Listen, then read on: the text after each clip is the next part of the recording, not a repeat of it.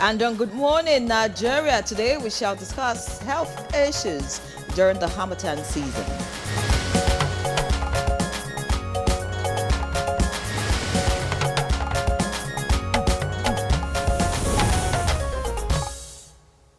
Well, are you feeling it already?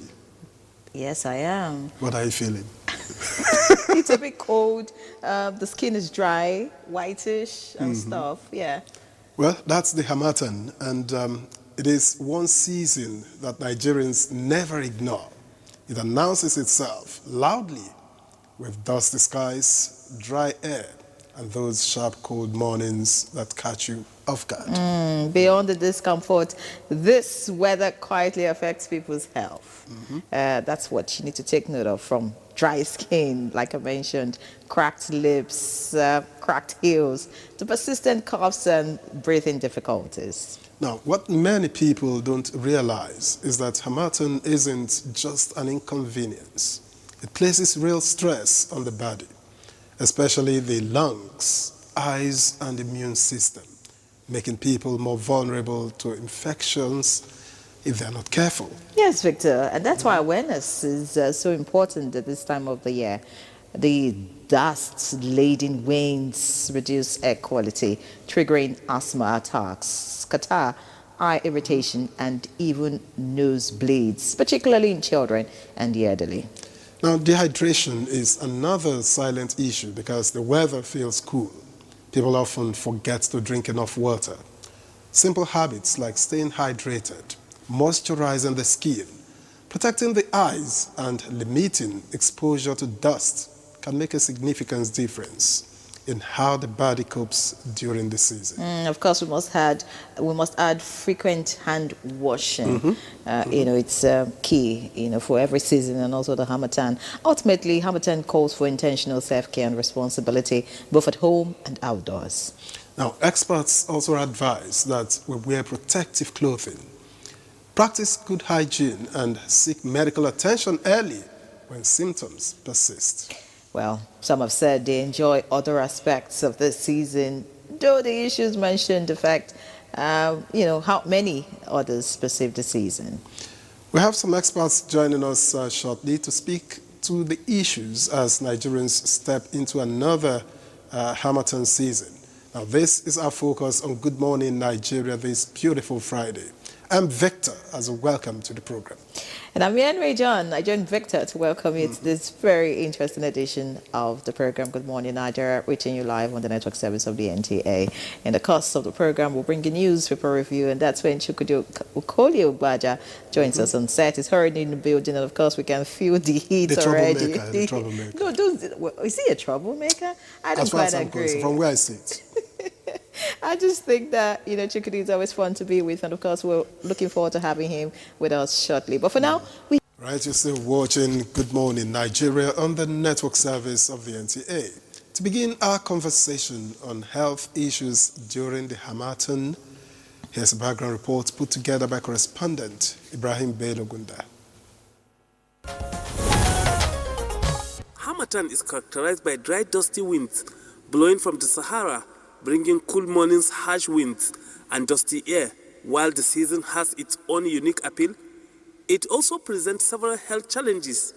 Common health effects include dry skin and lips, cracked heels, irritated or red eyes, nosebleeds, and respiratory problems such as cough, catarrh, asthma, bronchitis, and flu-like symptoms caused by low humidity and airborne dust. Harmattan can also trigger joint pains, worsen sickle cell crisis, and increase the risk of cardiovascular complications. Although many people enjoy cooler weather, the season often comes with dehydration, respiratory discomfort, skin problems, and a higher susceptibility to infections, affecting individuals in different ways. Preventive measures such as staying well hydrated, using moisturizer, wearing face masks, and properly managing pre-existing health conditions are essential during this period. How can people avoid common Harmattan-related illnesses? What steps can be taken to help protect respiratory health? And how can those affected by weather changes effectively manage their conditions? This and more will form the focus of discussion on Good Morning Nigeria as our guest join us in the studio for an engaging and insightful conversation. Many thanks, Ibrahim Gunda, for that background report. Now, time to get into the conversation on health issues during Harmattan. And seated with us right here in the studio is Dr. Isaac Akuma Abuja, a public health specialist. Many thanks for joining us, sir. Thank you very much. Good morning. All right. Let's begin. The Harmattan comes every year. Why does it seem that every year we still have to talk about it? It catches us unprepared. Or is it something that is bound to happen? Well, I don't think it catches us unprepared. I think that it is that we are a little bit negligent in terms of how we handle ourselves and our health during this period. I don't think there's anybody that would say he or she doesn't know that from November up to March that the weather would change and that Harmattan would set in. We will be discussing on what to do and how to do, but the problem is this. Generally, people don't pay enough attention to health issues. They should do more. Talking about paying attention to health issues, where should we be focusing on this period? Okay. One of the things that we experience this time is cough. Cough is very common. Catarrh is very common. Cold is very common. Of course, everybody knows that your skin will be dry. Your lips will be dry. People who do night duty are exposed to extreme cold, especially in the northern part of the country. In the morning, those who must have to take bath early in the morning have problem. And I want to talk about this because there are people who take risks by taking bath with very cold water in the morning. It is not safe. If you can, warm the water so that it is not too cold for you. Let me talk about those. What's the risk of using cold water?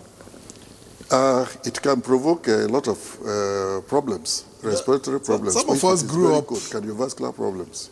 Some of us grew up not bathing hot water, so I find it strange. There's a difference between cold water and very cold water. I'm talking of very cold water. There's nothing wrong with bathing with cold water. Normal room temperature, a little bit below, but very cold water is not good for you. It will affect your breathing, it will affect your heart, or it can, and it's not good for you. So especially those in extreme age groups, the babies and the elderly. Okay, yeah, absolutely. So do we consider the Harmattan just an inconvenience or a serious health issue? No, it could be a serious health issue. For people who are asthmatic, for example, people who are prone to pneumonia,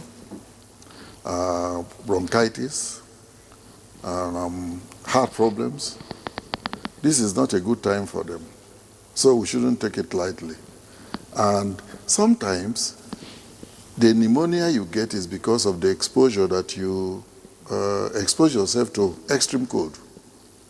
The air comes very cold, sometimes dusty, dirty, and you inhale all of it.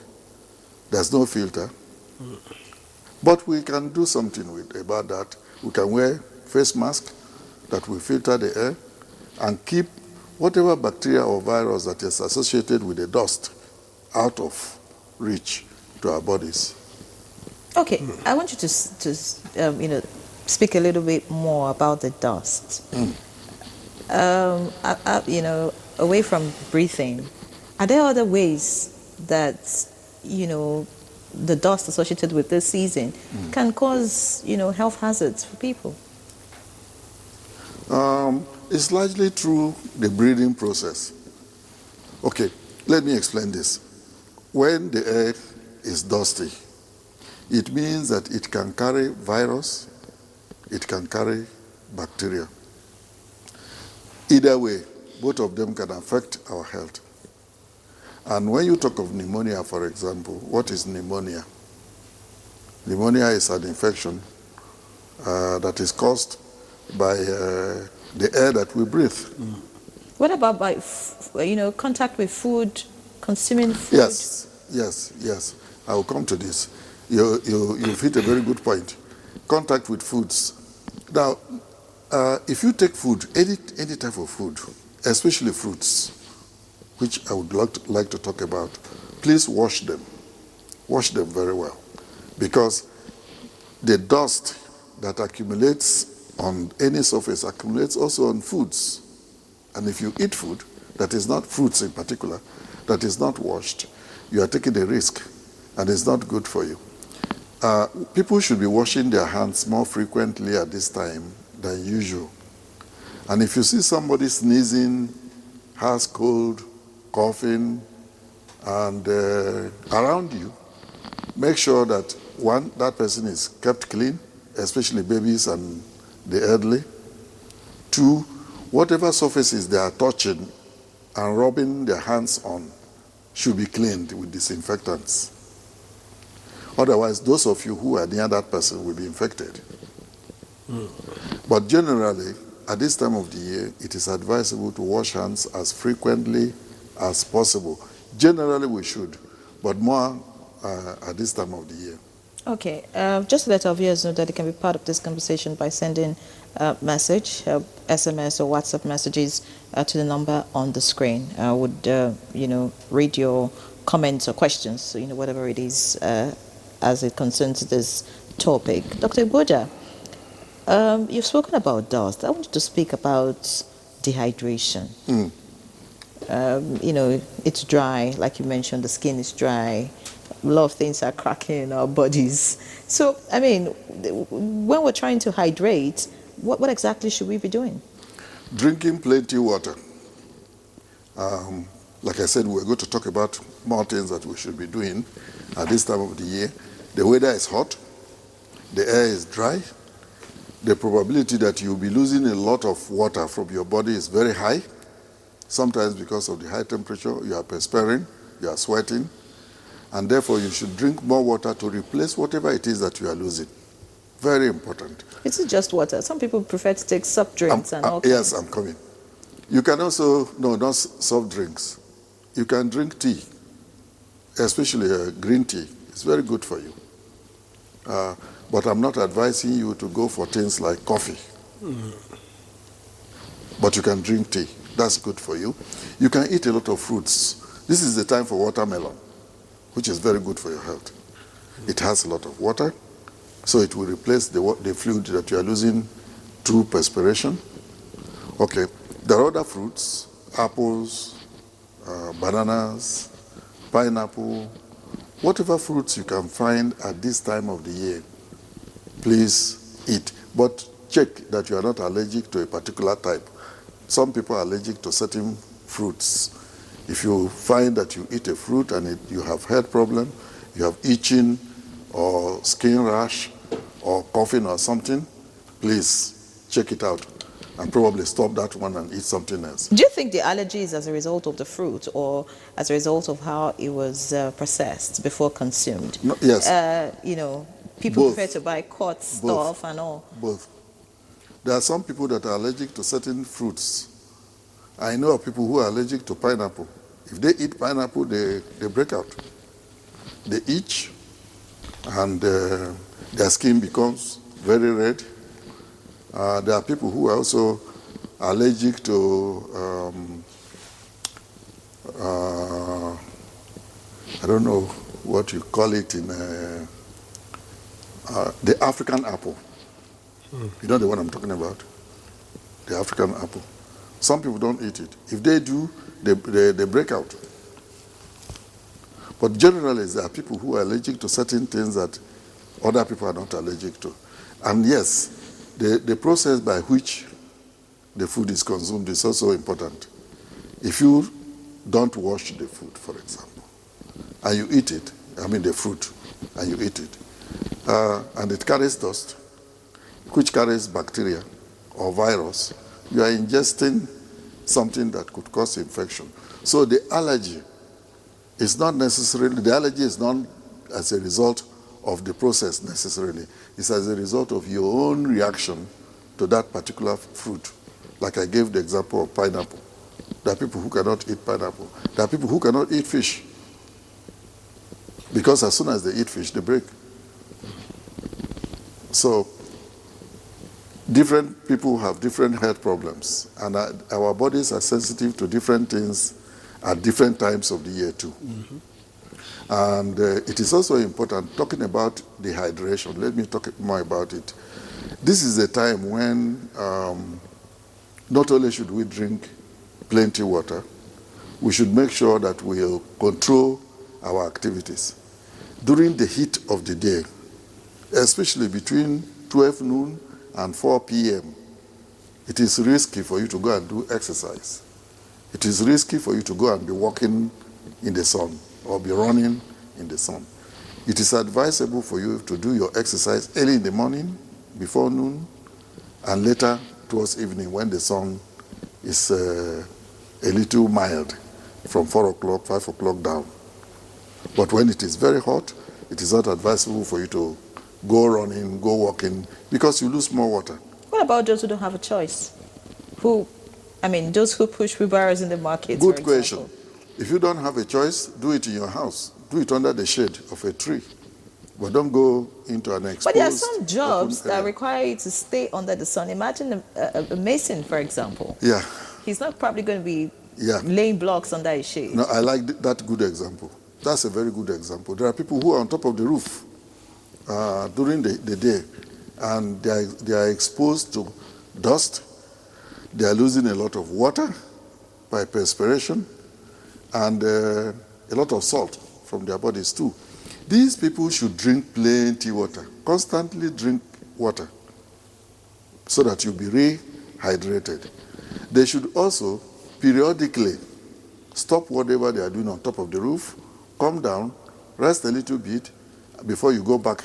Don't continue walking and be exposed to that extreme heat for hours. Even if it looks like you don't have any problem, you might come down with problem eventually. Now, what are the implications of the Harmattan on community health? Say in a city, an urban city like Abuja, for instance. You recall that during this time of the year, we used to have what we call Apollo. Somehow I haven't seen much of it this year yet. Once somebody in your household has Apollo, the probability that somebody else would have is very high. It spreads around because of what I talked about earlier, touching and contaminating our hands and so on and so forth. Burning of bushes. Although in Abuja we are not exposed to that because there are no bushes around us to burn. But if for any reason you have something around where you live that you need to burn, please do it in late evening. Okay. And stay away from the smoke that comes. In the villages, people cook with firewood. Yeah. And sometimes with shrubs. And that produces smoke. And it could cause irritation and respiratory problem. So people should stay away from that. In a place like Abuja, where you have a lot of people, if somebody has cold, catarrh, runny nose, and so on, the probability that that person could also affect another person who is around him or her is high. If I have a cold and I have runny nose and I'm touching my nose and I shake hands with you, you carry it and you also rub it on yourself, you will get it. So, and this is also one of the reasons why I advise that you wash your hands as frequently as possible. You cannot avoid shaking hands with people because it's part of our culture. You cannot always stay away from people. Sometimes it's not possible. Sometimes it's not even advisable because culturally, if you go to somebody's house and you stay in a way that gives some signal that you are avoiding them, they will ask you questions. Unless you see that person coughing, sneezing, and you say, okay, well, let me stay a little bit away from you, that's acceptable. But if it is not that obvious, and you go to somebody's house and you stay away from the person, they will question you because it's not socially acceptable. Now you've talked about water, green tea as acceptable fluids. What about taking cold drinks? You've also spoken against the carbonated drinks. What about processed homemade drinks, zobo, soy milk, and the rest of them? Very good. Zobo is good for you. Fruit juices are good for you. Kunu, well-made kunu is good for you as long as it's not contaminated. My worry sometimes is that the ones we see on the streets and we buy, you don't know the source of water that is used and how the containers that they store them in are washed. You make kunu, do kunu very well. If there is anything, bacteria, it may have been killed by the heat. But how about the storage? That's a concern. But all fluids that are things from juice, fruit juice, homemade juice, pineapple juice, for example, melon, watermelon juice, kunu, are very good for you. Carbonated drinks are not advisable unless you have no choice. If you don't have a choice and you are dehydrating, go ahead and take, but not alcohol. Please don't take alcohol as a remedy for rehydration. Okay. Speak about people who already have certain health conditions that should be extremely careful this period. And then speak about self-medicating. I think I've met a number of people who probably take vitamin C during a certain period. They tell you, well, it just helps them stay away from whatever it is that is flying around and all of that. Or some people who just take antibiotics because, a neighbor has, a cough and they're taking antibiotics in their own houses. Speak about that. That's a very good question. Self-medication is not advisable, especially people who go to the pharmacy, to the chemists and ask for antibiotics. Antibiotics should not be taken randomly and irresponsibly. You should take antibiotic only when it is prescribed by a health worker. Don't go and take antibiotic because you think you need it. It's not good for you. Now, if you have any health problem, please go to the nearest health facility where you can get help. Now, let me talk about this coughing issue. Even though this time of the year is when a lot of people are coughing, if your cough lasts up to 2 weeks or more, please go to the nearest health center for a checkup. Check it out. It may not just be ordinary cough. It could be TB. It could be something more serious. Prolonged cough is an indication of a serious or underlying problem. So don't take it lightly. If you are coughing continuously for more than a few days, please go to the health center. Now, vitamin C. There's nothing wrong with taking a little bit of vitamin C for a few days, not more than a week. But do not take antibiotics for even a day without prescription. It is not good for you. It can do a lot of harm to your body, and the consequences are more than the benefits that you think you would get. And by the way, it is not every cough that is infected. So why are you taking antibiotics? And sometimes the health problems we get at this time of the year are caused by virus, not even by bacteria. And antibiotics don't kill virus. So you're wasting your money, you're wasting your time, and you are causing a health problem for yourself. So speak about those with already with medical conditions that should be extremely careful. Yeah. People who have especially respiratory problems like asthma, they should be very careful. They should go out only when they have to. Let them stay indoors as much as possible. Stay away from dust. Stay away from direct wind. Stay away from wild animals, dogs, cats,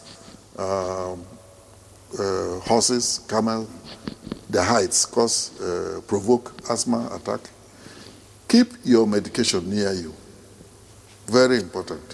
Because you may have an attack during the night or at some time when your medication is not near you. If you have an inhaler, go around with it, always in your pocket or in your bag. And if you don't have one, get one. If you are asthmatic and you don't have your drug with you, you don't have your inhaler with you, and you get an attack, say in the market, and there's nothing for you, the probability that you will die is very high. So do that.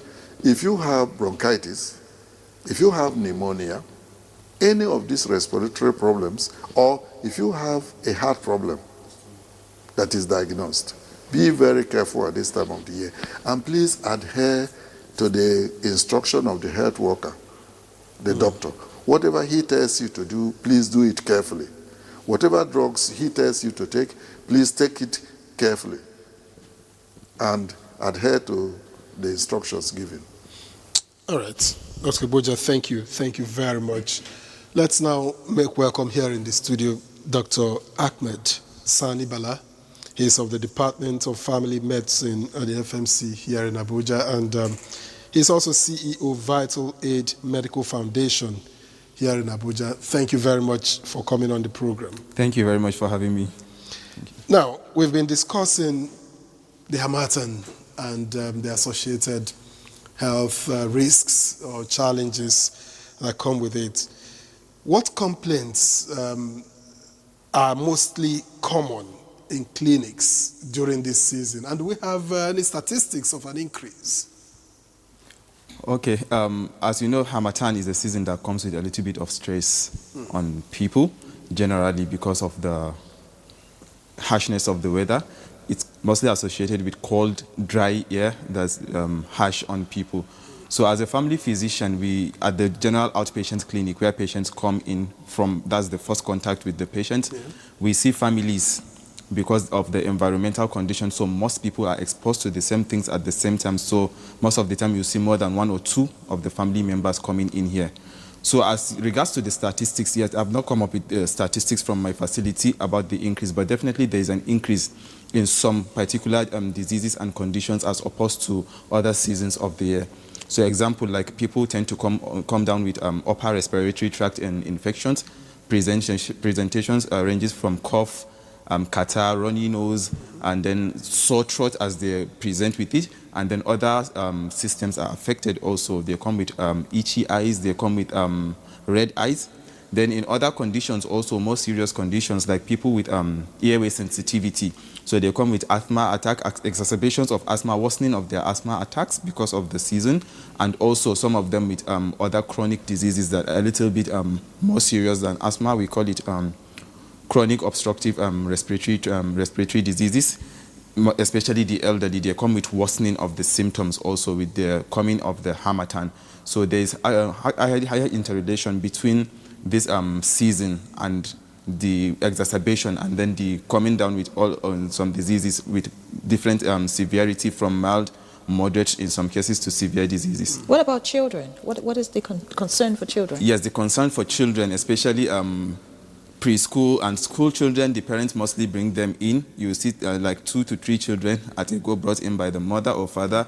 And doctor, since this cold started, the children are coming down with so much cough, so much catarrh. Some, they will come with high fever. That he has been having sore throat, refusing to eat and all that. I don't know what's happening. So all these things are attributable to this Harmattan season, the upper respiratory tract infection that we see. And each age group has what is a little bit predominant in their presentation. I want you to speak about conditions in our homes that could worsen these health conditions during the Harmattan season. Okay. Dr. Abuja already talked about dust and all, but that's like mostly when you're outside. But indoors, what are people supposed to do in their houses this period that would help them stay healthy? Okay, there are things to avoid and then there are things to do.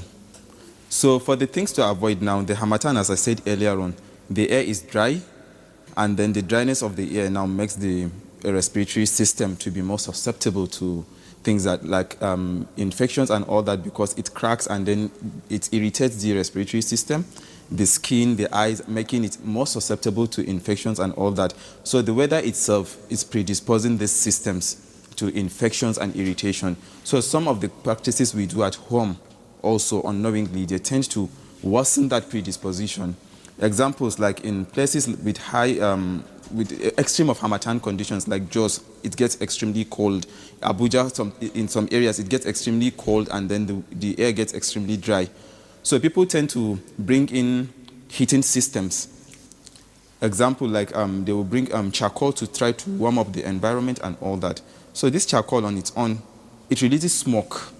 And if airway is already sensitized and then irritated by the weather itself, then bringing an extra smoke that is being emanated from the charcoal can further dry and irritate the airway. It can irritate the eyes, and then it can also, if care is not taken, with the amount of carbon monoxide, it can lead to carbon monoxide poisoning, which are among the things that we see as complications, sequel to people trying to find their way around the Harmattan season. So we try as much as possible to prevent taking in charcoal into a room that is enclosed without any ventilation as much as possible. Then people tend to also use different kind of things to warm up the place. So it ends up like drying the air, making it less, reducing the humidity of the air, making it more dry, and then it further worsens the symptoms. So as much as possible, as we want to heat up the place, we should use heaters that have humidifiers to make the air humid, so that to reduce the dryness of the air and then the effect of the dry air on the various systems that I mentioned earlier on. And as much as possible also, other things that irritate people with asthma, like allergens and allergic reactions on a normal day, it's worsened now during this Harmattan. So I will still call on for people to, as much as possible, keep away from all those other things, much especially during this Harmattan. Like dust, if you are sweeping, at least if you don't have a vacuum extractor and all that, you can wet the place very well to dampen the dust that will be that will be arising during the sweeping. So as much as possible, sweeping the outside the environment. If there are like workers, sweepers in our settings, our homes and all that, they can be provided with protective equipment like face masks, so that they will be able to sweep without getting too much exposure to allergens. And then as much as possible, they should wet the place and dampen the air to prevent the dust from rising. Then during cooking also, they should open the windows for cross ventilation at homes, our mothers, our wives, so that the smoke and fumes that comes in from there should have an escape route, and then would not further worsen, compounded by the Harmattan season, further worsen the system of the respiratory tract infections and irritations that they are having. And it looks like this is a season to wash and clean. Yes, because of the dust frequently. frequently, because you sweep a place before you turn, it's also dusty again. And then as much as possible, even as much as we can advocate for cross ventilation and all that, we should have protective linings in the house to prevent the dust directly from entering the houses while we maintain ventilation. All right, thank you very much. Let's now introduce, I understand that our guest in our Kano studio has joined us. So let me introduce Dr. Hassana Abubakar Imam, who is a consultant pulmonologist at the Aminu Kano Teaching Hospital. Thank you for coming on Good Morning Nigeria.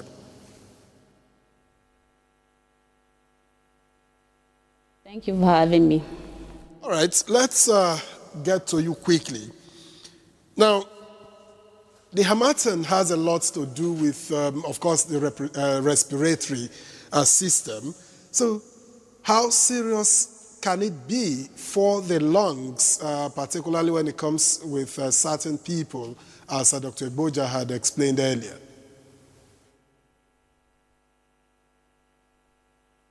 So as it has rightly,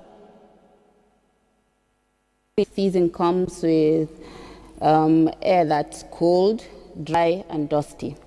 So, ordinarily for survival, we breathe in and the airway, is sort of exposed to, the environment.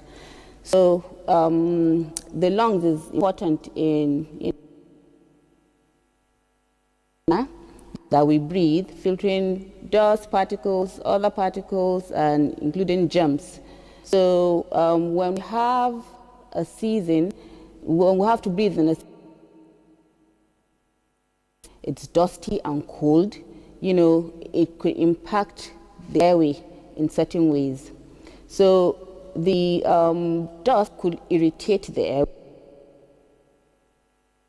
Cold nature, could narrow the airway, and then, all this could lead to processes in the lungs that could impair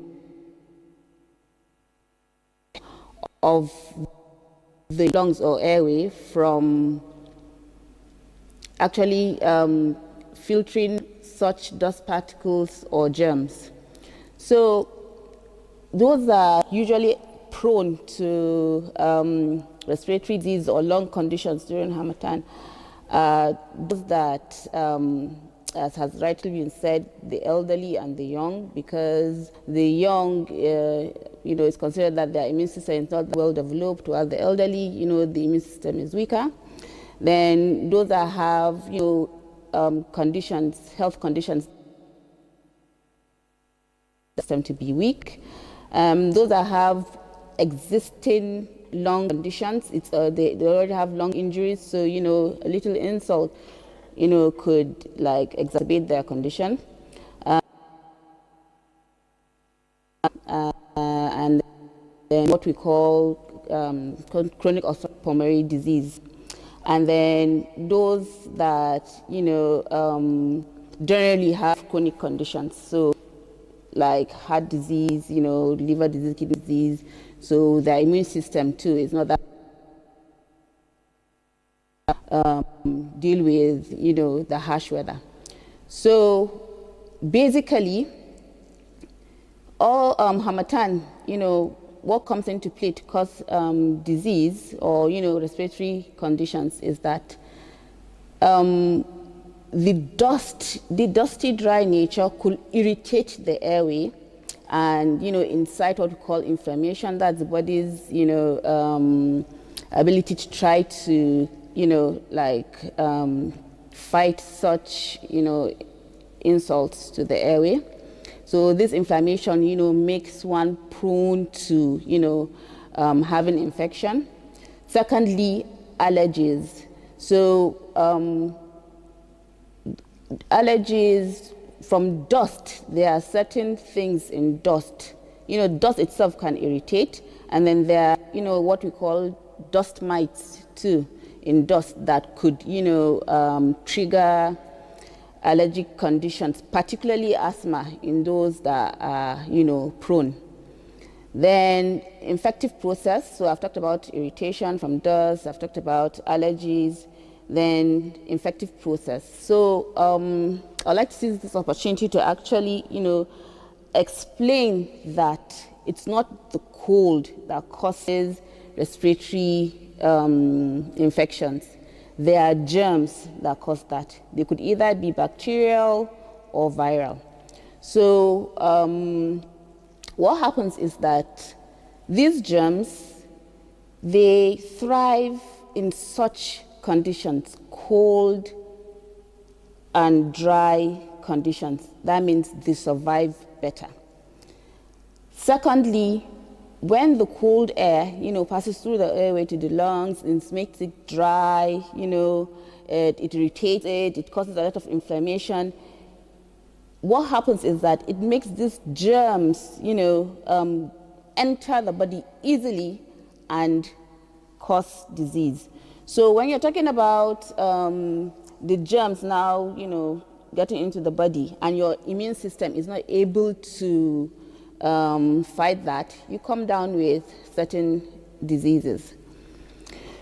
So, and then again, during cold season, we tend to, stay indoors with the windows and doors closed, to warm the environment. So we tend to cluster together. So what happens is that when one person has such respiratory, infection, he's prone to sneeze or cough out, germs in the air. He's prone to, rubbing, or coughing or sneezing, in the palm, and then he could spread those germs on surfaces, on doorknobs or handshake, okay? So clustering together during cold season, propagates this infection. So having talked about irritation, allergies, and, irritation. Now, what the kind of conditions that can affect the lungs during Harmattan is one, exacerbation of pre-existing lung conditions. You could have a chronic lung condition from some other afflictions, and because of the nature of the harsh weather causing irritation, further injury, and getting one more prone to infection, so your your pre-existing lung condition could get exacerbated, meaning it could get you could have, should I say, an attack of your pre-existing lung condition, whatever it is. Then you could have asthmatics and those with chronic obstructive pulmonary diseases could have, frequent attacks from allergy, from irritation from dust, from, the airway being prone to narrowing from the cold nature of, the environment. Then we have frequent pneumonias. Pneumonia could be bacterial, it could be viral. So in a nutshell, these are what one can come down with. So symptoms would include, cough, production of sputum, there could be blood in sputum, you could have, chest pain on breathing, you could have fast breathing, you could have fever, body pains, anorexia, what's it called? Poor appetite. You could have all that. So, so basically, in a nutshell, that's how Harmattan can affect the lungs. Dr. Hassana Imam, great points you have made. But I'd like you to speak on the health conditions that are common in the northern part of the region this season. Is meningitis a concern this period? And then speak about what can likely boost immunity, because, the dust is there. There's really, you can do all of these steps recommended by the doctors, but of course, you still get in contact with a bit of the dust and, like Dr. Abuja said, meet other people and all of that. So how can you, improve your immunity just so that you do not come down with some of these ailments that are common this period? Are there foods that we can eat? Are there medications that should be taken? Is there immunization for children this period? Speak about that.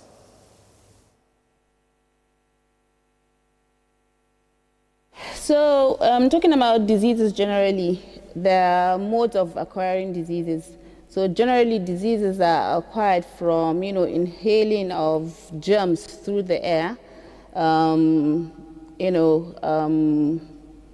which is more prevalent during this season. You could have, spiking or increase in such conditions during that period. So yes, meningitis, is something, even though, you have Harmattan from, say, November to March, but then meningitis, is towards the ending period where it's when the time is the temperature, is more, warmer than, at the beginning of the Harmattan. So yes, you could have, meningitis at this period. Not just that, not just because of the way that it's been acquired from inhalation of germs in the air, clustering also and lack of ventilation, just as you would have during Harmattan, could propagate the spread of such disease. And then talking about how to boost the immune system. So there's, it's one thing for the germs to get into your body, and then it's another for your body to be able to fight it such that you don't come down with the disease. So in as much as we try to see that, we take measures to prevent us from acquiring such diseases, we also need to boost our immune system. So in boosting our immune system,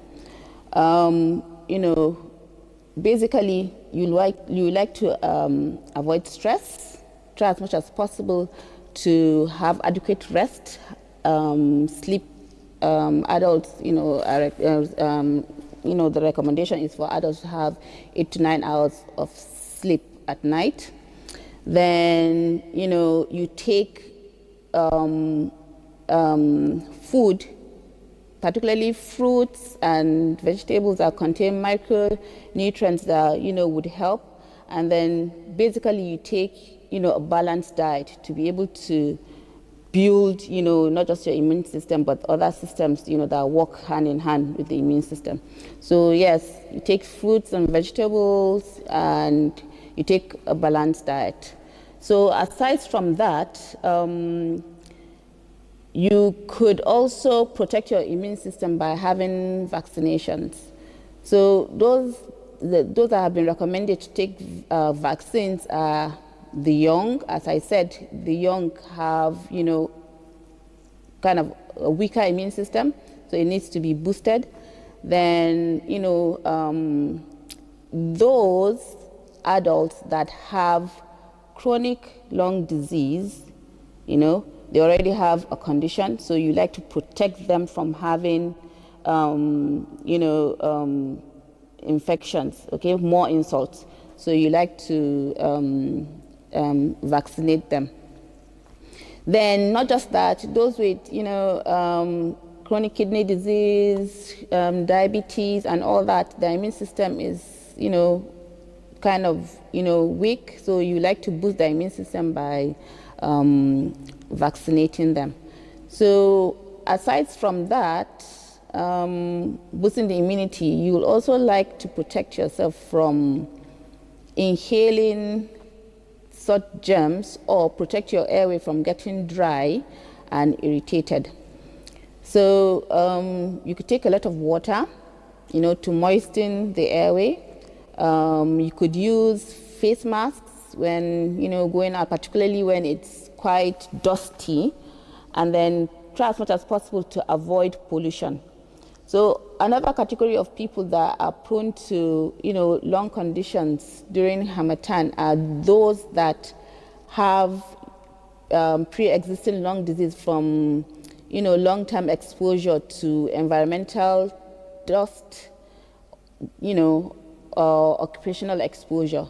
So for them, regardless of whether, it's Harmattan period or not, you'd like to advise them to always have their face mask, try as much as possible to avoid pollution, use face masks as much as possible, just to limit, the effect of the harsh, dry or dusty or, effect in addition to environmental pollution, affecting the lungs. So, yes, so I'll say basically that's it to, try to boost the immune system and, try to prevent such conditions during Harmattan. Thank you, Dr. Iman, for that elaborate explanation. Now, back here in the studio, Dr. Abuja, does the Harmattan require a change in diet necessarily? I would say yes to that. This is the time when you must eat more fruits, especially fruits that contain vitamin C. Which are? Which are apple, strawberry, banana,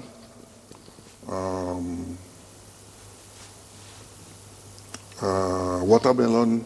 Doesn't really have Oranges? vitamins. Orange, number one. Number one is oranges. Tangerines. All of them are very good. If you make tea, You could cut lemon, not lime, lemon, and squeeze some of it into your tea. Lemon contains a lot of vitamin C and it's very good for you.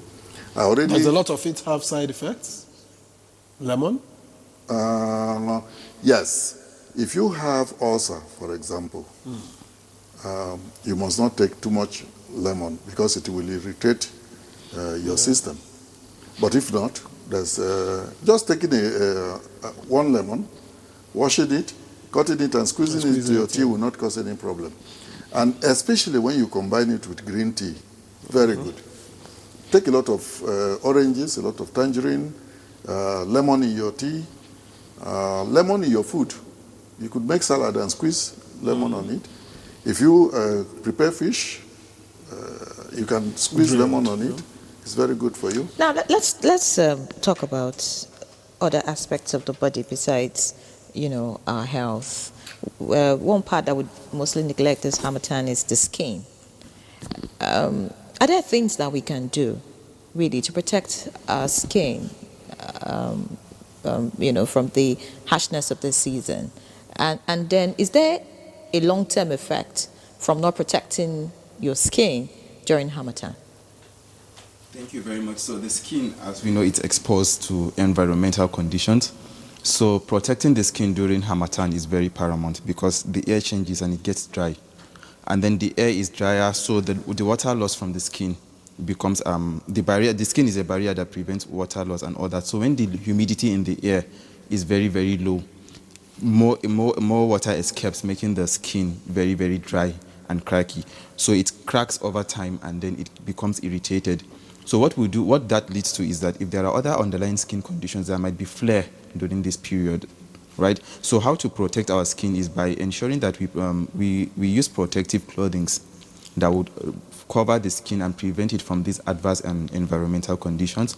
And then also we can use particular creams and emulsifiers on our skins in order to keep it moist, in order to trap the moisture and avoid excessive dryness of the skin, that the long-term effect now that could lead to what people generally term as eczema from irritation of the skin and all that. So by keeping the skin very, very moist and then avoiding excessive exposure to these harsh environmental conditions, I think it will go a long way in preventing the effect of the Harmattan on the skin.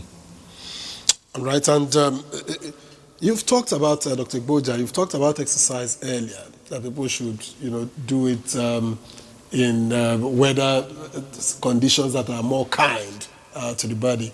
But should it be increased this period or should it be less just because of the Harmattan? No, you don't have to do extra exercise because of the Harmattan. But exercise generally is good for you. And since you need to exercise generally, that's why we advise that you do it when the weather is cool in the morning hours, up to 12 noon, depending on where you are in the country. Or indoors?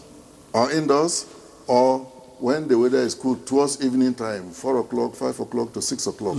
And I also recommended that you could do it in the shade, in your house. Yeah. You don't necessarily have to go out to do exercise. You can walk around your house if that's your limitation. You can walk around your house to increase blood circulation. So you don't have to do vigorous exercise. And the exercise is not necessarily because of... okay, but through all of this, how important is indoor health quality, whether at home or at work? Yes, I need to repeat this too. Very important. That's a very good question. Now, we've talked about cooking indoors with smoke. If you are cooking, please open your windows.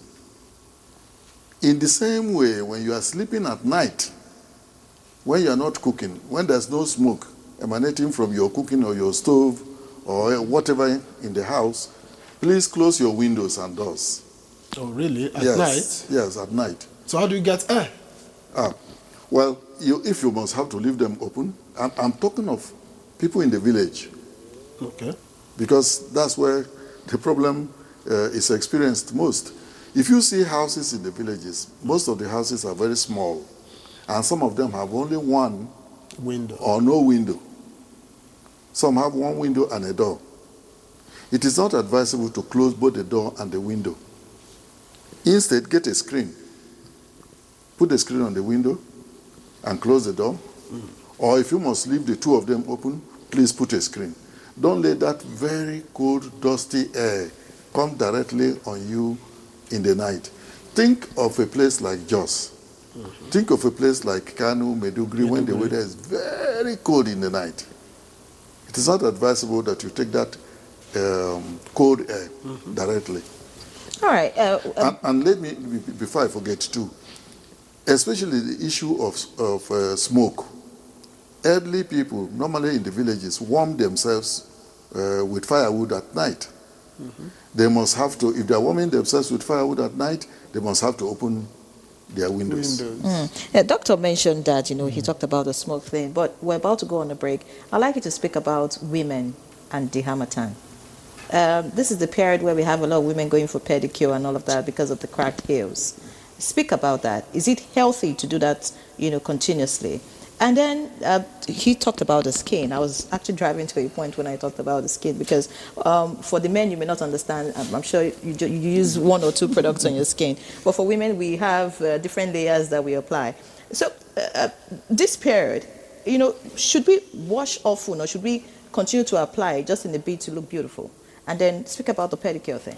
Yeah, before I even talk about the pedicure something, at the introduction, during the introduction, they showed a man whose feet was very cracked, seriously cracked.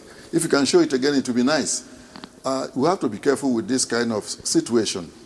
I imagine that man is a farmer, and he is farming and harvesting his crops at this time of the year. With that serious cracks on his foot, he could get tetanus. Yeah, that's it. This is very serious. And if you have this kind of condition, it may not necessarily because of the weather. You may need to go to the hospital and check yourself. But with this kind of condition, it is not only Harmattan. If you are in the farm working and with this kind of cracked foot, it may be bleeding and you could have tetanus from this. So it's very serious. Now, talking about women with manicure, if I were a lady, I would be more careful this time of the year. You have to weigh between beauty and health, which is more important. And by the way, the overscraping of the feet and of the hand is not advisable. Why don't you just keep it clean? If you keep it clean and you rub a balm or a moisturizer, your skin will glow. It will be nice. But if you think that you must have to scrape all the outer skin, protective skin of your body so that you look very smooth, that smoothness may not be the solution to your problem. As a matter of fact, it could be the problem itself. Because when it becomes too thin, the skin becomes too thin, it will crack easily. And infections can set in. So we have to be careful. All right. Thank you. Thank you, Dr. Abuja. There are a lot of things to consider, really. But let's pause at this point for a break. All right. Thank you for staying with us. This is still Good Morning Nigeria on the network service of the NTA. And we've been discussing the Harmattan and associated health challenges. Now, we have messages coming in from our viewers, and I'll begin by taking this one, which asks, he said the doctor talked about taking a lot of fruits, but I am diabetic. So what types of fruits should I take or avoid? I'm sure that's for Dr. Abuja, but we'll get there. This one is from Obongete James in Plateau. My question is, what should be used to flush out dust from the body? And finally, maybe the doctor in Kanu could take that. And finally, good day, doctors in the studio. Prevention is better than cure, so I advise that people should adopt knuckling instead of shaking hands directly and use nose mask this time around. That's from Native Onwuka in Makurdi. So perhaps you start by responding to the one on fruits before we get to... Yes, it is true that some fruits have a lot of sugar. I was talking about pineapples earlier. They have a lot of sugar. banana, especially there is some special banana that has a lot of sugar. You have to be careful with those. But there are other fruits, strawberry. I talked about watermelon. Watermelon doesn't affect anybody. That if you are diabetic, you can take watermelon. No, but not let too me much caution of it. here. I heard, and it's not only one report, of people who have got reactions to watermelon when they are taking this multivitamin, especially these Chinese ones that they are selling all over the place. Do you advise those multivitamins? I wouldn't spend my money on them. I would take natural fruits, natural food. I won't waste my money on those things. So why then do doctors prescribe them?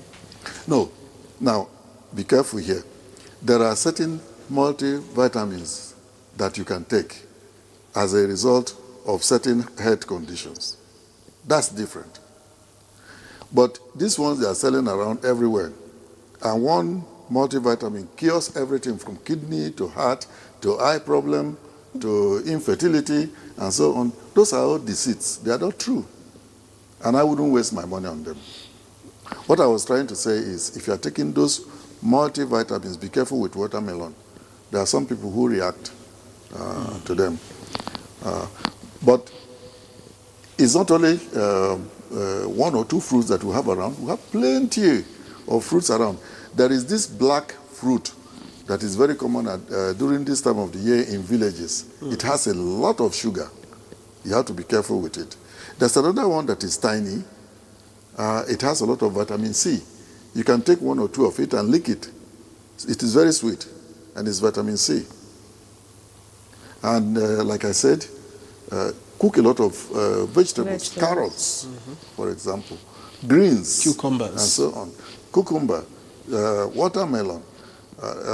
Fortunately now we have all varieties of watermelon. We have the yellow one, which normally grows in the desert. Now we have access to them. They are very nice. And people who are diabetic can take those. All right. But let me advise too, if you are diabetic, always consult your doctor or your health worker frequently. Don't just go once and then stop. Frequently. They may need to adjust your medication. They may need to adjust your diet depending on how you are responding. That's very important. All right, many thanks, Dr. Abuja. Yes, I wanted her to take that question. I think we should take some more flushing. questions so that she can handle them at the same time, just so we can save time because we're running out of time. This one says, I'm Albert Ishaya. At this season, how do I prevent myself as an irrigation farmer? Doctor, is there any precaution substance to protect one from Harmattan dust, as Maiduguri Harmattan is always mixed with blowing air? That's Umar Babagana from Maiduguri. This one says, good morning, guests in the studio. Please, what is sinusitis? I'm not too sure about that. Sinusitis. Okay, well, what the person spelled. Does it come with headaches? That's from Femi Joel from Abuja. This one says, the doctor talked of taking lots of fruits, but I'm diabetic. What types of fruit should I avoid? That has been dealt with. He said, what about incense burning? Turare wuta, which is very common here in the north. Our women normally close the doors and windows during the burning of the incense and even stay in the room because of the sweetness of the incense.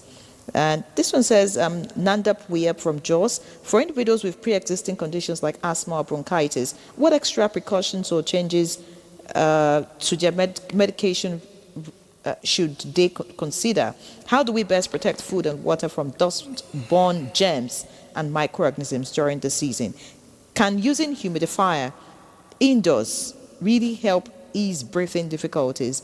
And what maintenance is required for these devices? Thank you for your time. This is Nandep Weya from Jos. So I think we'll just allow you to respond to some of the questions. Then, of course, we'll get to Doctor in our Kano studio. Okay. Thank you very much, our viewers, for the question. So I would like to start responding. The person that says he's an irrigation farmer, and then so irrigation farmers, they work predominantly outdoors, but we advocate for what is called personal protective equipment.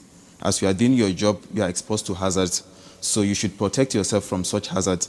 So now in this dusty condition, where there is limited water and then they tend to do more of irrigation, the machines that they do the irrigations, they exude smokes and fumes. The generators they work with, and then the open environment, they do the farms and all that. Also, there are dust. They are tilling of land, of the soil and all that. All of these produce so much dust and all. So what I advocate for is for the farmer to use personal protective equipment and clothing, in that he can use an overall clothing if it's available as much as possible, and then hand gloves, and then as much as possible use a face mask. We have face masks at our disposal, and then use goggles also to prevent the dust from entering the eyes. So by using this personal protective equipment, they would protect the farmer, the irrigation farmer, from environmental hazards that are associated with the work he does. Then I would also briefly want to address the other issue of how we protect our fruits and vegetables from getting contaminated with germs.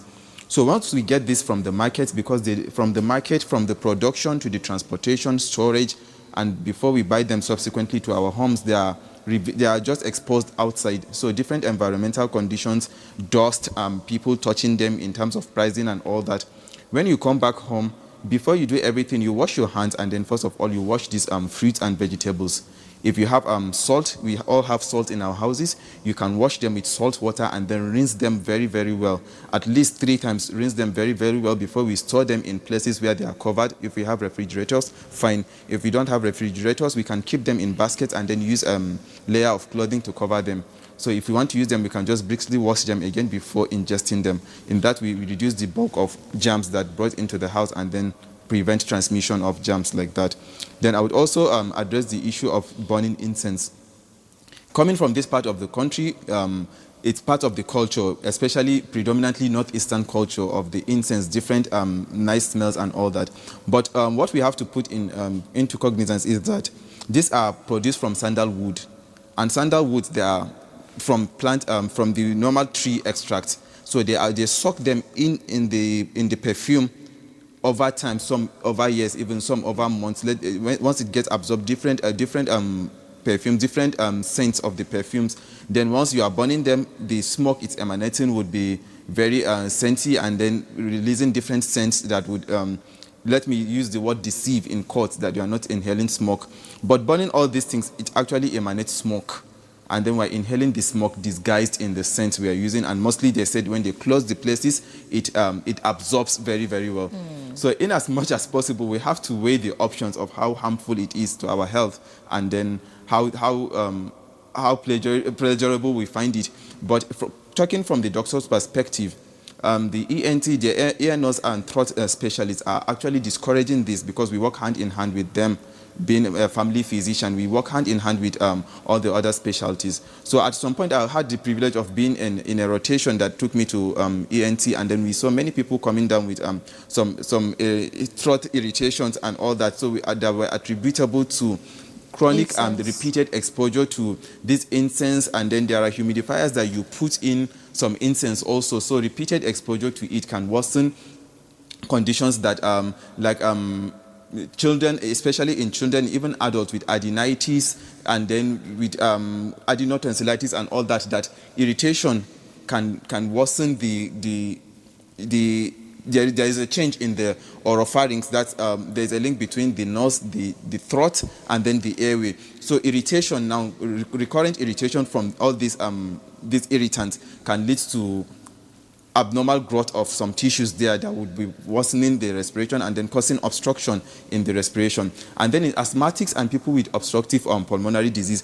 So exposure to this is like exposure to the allergens, which are smoke and other things. This one is just that the smoke is disguised in a pleasurable scent. So as much as possible, I would advise especially people with airway sensitivity and people that have that are asthmatic and they have other chronic obstructive diseases to please desist from all these fumes in terms of turarumuta and then scents that they are very detrimental to the health. All right, let's get to Dr. Nkanu. Now, somebody particularly asked how they can flush dust from the system.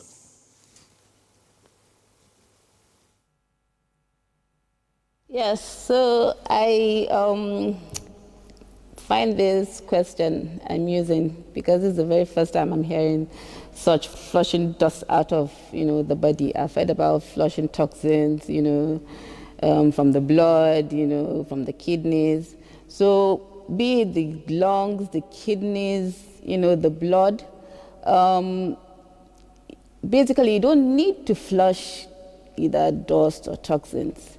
You see, the body is, God's creation. It was created, perfectly. There are defense mechanisms in the body, physical defense mechanisms, and then, I would say, what should I call it now? The other defense mechanism that has to do with, molecular, at the molecular level.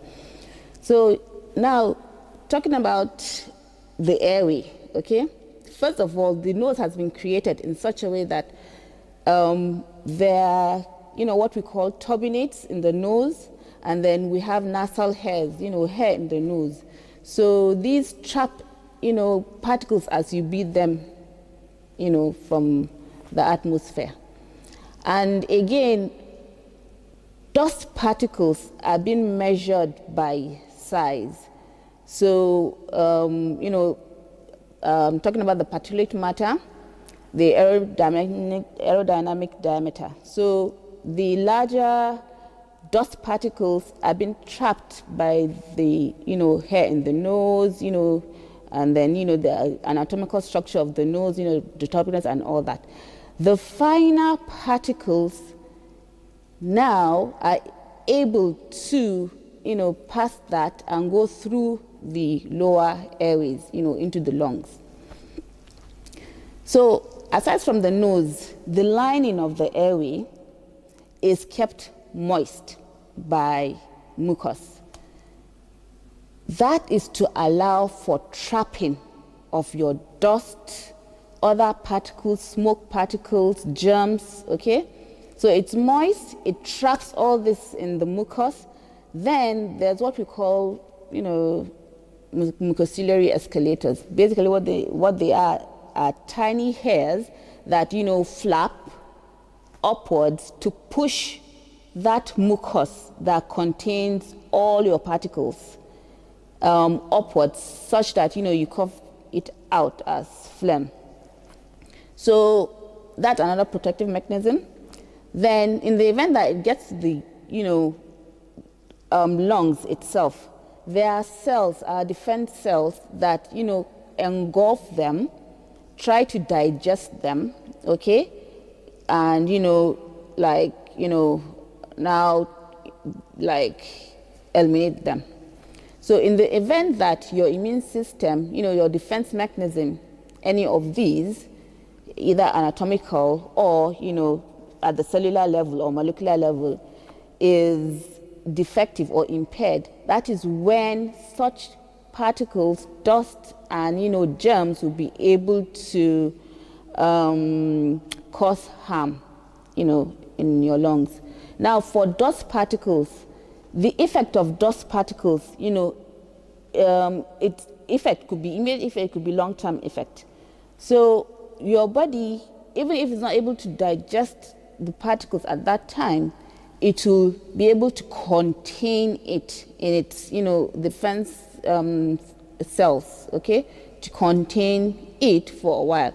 So that is why, we advise that, particularly those that are prone to exposure to environmental or occupational dust, fumes, or smoke, we advise them to limit the exposure by use of... Thanks, Dr. Imam. Because of time, thank you so much for your explanation. We need to round up the conversation now because we're completely out of time. But there was a question about sinusitis.